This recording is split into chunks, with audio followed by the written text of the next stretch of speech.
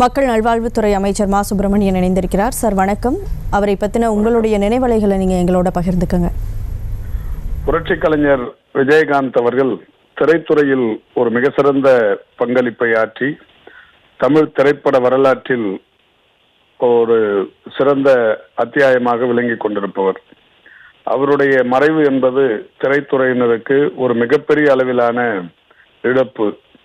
அதோடு மட்டுமல்ல, அரசியல் துறையிலும் பல்வேறு வகைகளில் இன்றைக்கு பல விஷயங்களுக்காக முன்னின்றவர். குறிப்பாக முத்தமிழறிஞர் கலைஞர் அவர்களோடு நெருக்கம் பாராட்டியவர். அவர் கலைஞர் அவர்களுக்கு நடத்திய அந்த பாராட்டு விழாவில் எங்களை போன்றவர்களும் கலந்து கொண்டோம். ஒரு உணர்ச்சி மிக்க விழாவாக அந்த விழாவை நடத்தி காட்டியவர்.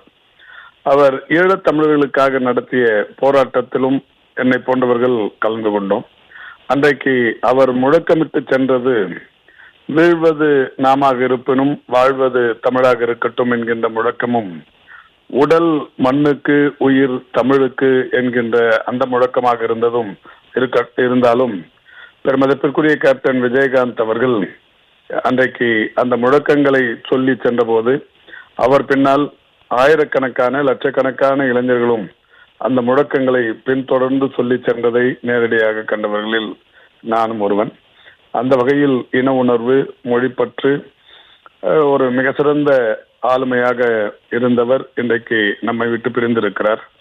நேற்றைக்கு அவருடைய திருவுடல் அவருடைய வீட்டிற்கு கொண்டு சென்ற வந்தவுடனே நான் மாண்புமிகு தமிழ்நாட்டின் முதலமைச்சர் அவர்களோடு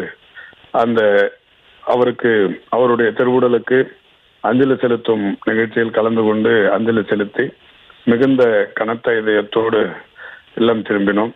ஒரு மிக சிறந்த மனிதாபிமானியாகவும் வாழ்ந்தவர், மனிதநேயத்தின் உச்சமாகவும் திகழ்ந்தவர். அவருடைய இழப்பு ஈடு செய்ய முடியாத ஒன்றாகும்.